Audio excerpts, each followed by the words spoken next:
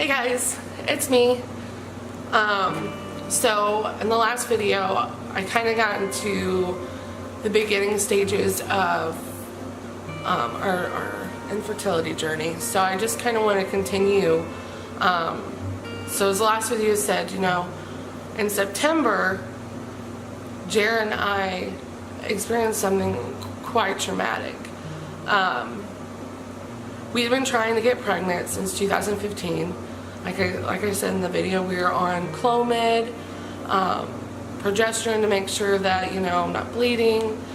So in September, I started my period, right? And it was a very heavy period, and it lasted for a couple of weeks consistently. There was no dry days. It was a consistent period for multiple weeks.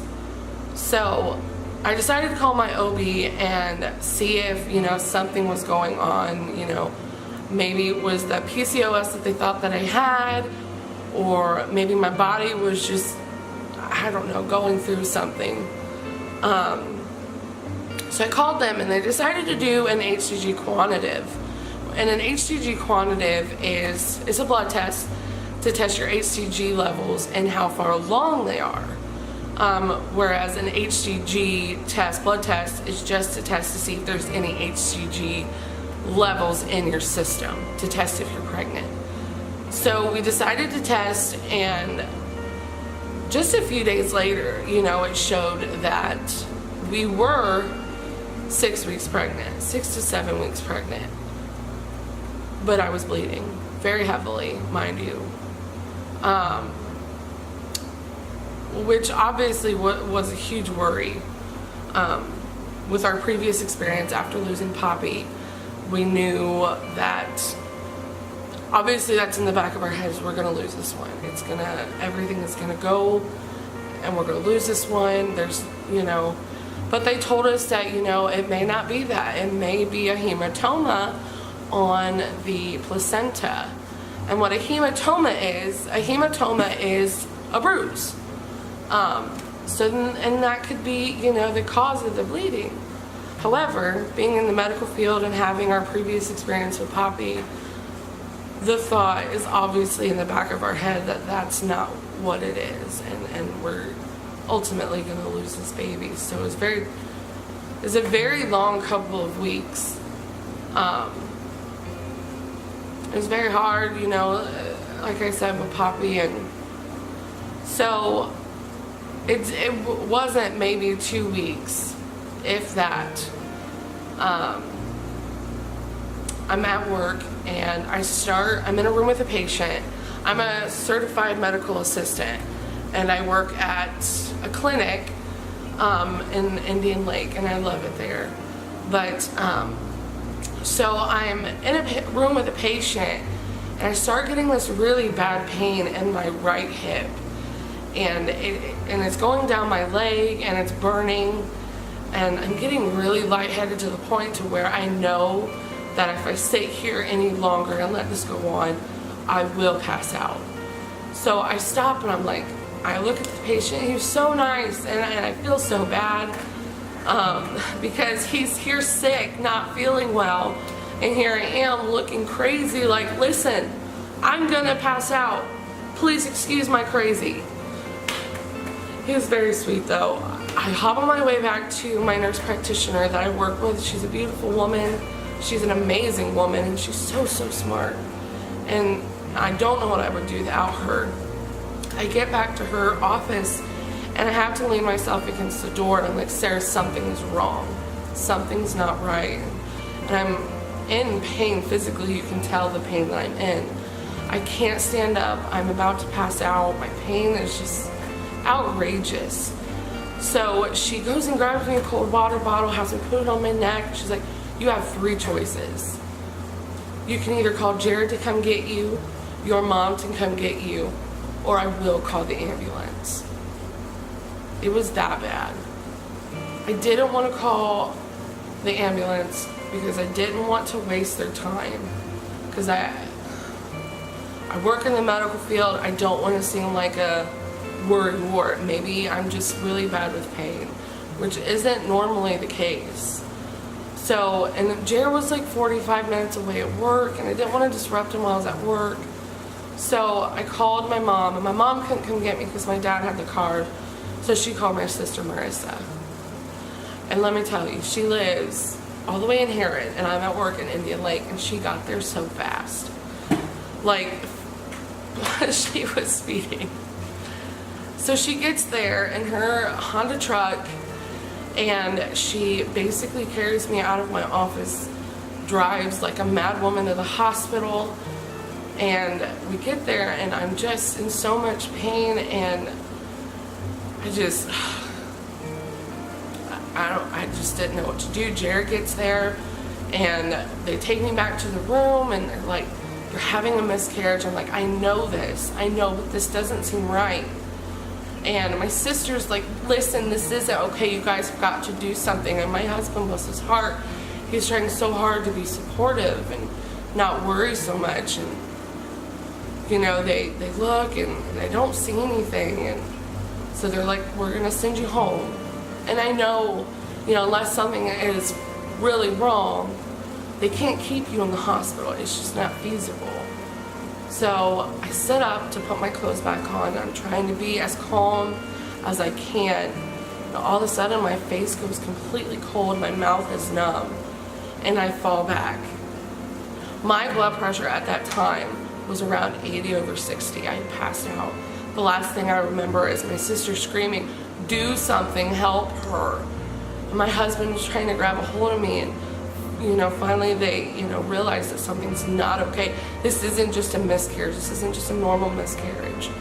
And they, you know, take me down to get an ultrasound, and I mean, we never got an ultrasound with this baby other than that, and I didn't even get to see it, which is really sad because I've kept kept poppies, and I don't have anything to remember this baby by.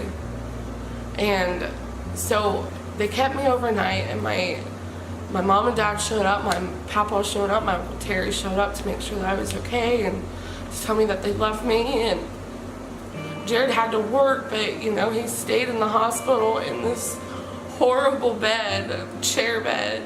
He stayed the whole night, even though he had to work the next day, and you know, we had a dog to let out.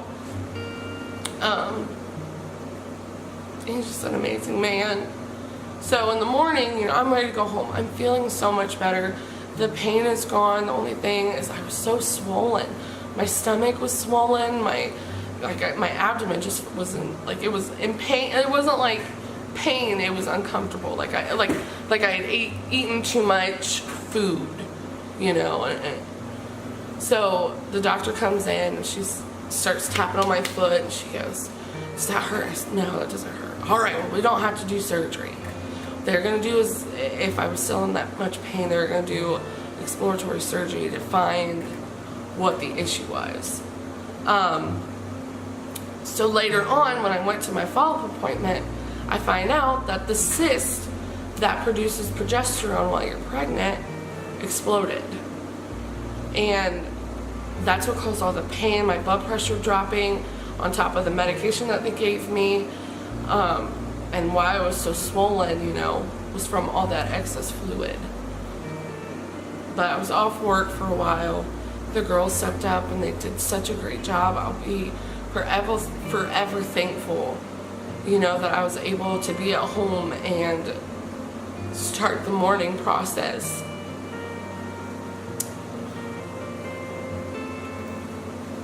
So, you know, I go back to work, and I start to heal, but Jared and I decided, you know, we're going to take another break from this, because it just, after that, I just didn't understand.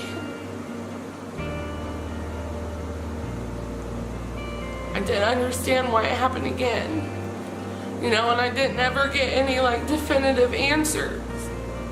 And, like, they say, you know, insurance won't pay for anything until it's 3 miscarriages in a row. Like, so basically I'm supposed to keep doing this. I don't understand how that's okay. And I get insurance, and I understand it's costly, and I understand that.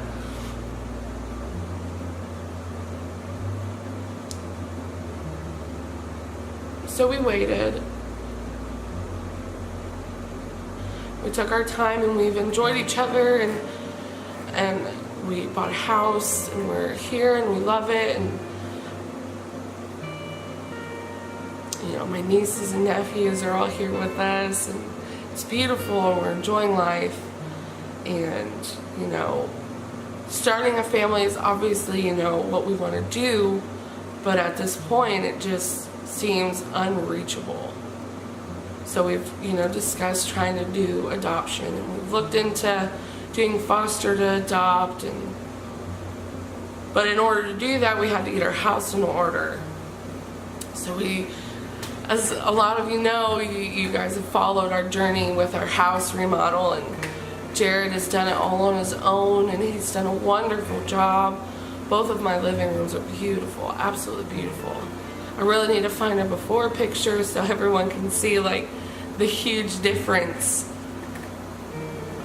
So we're still talking about adoption because I think that's the route that we're going to have to go.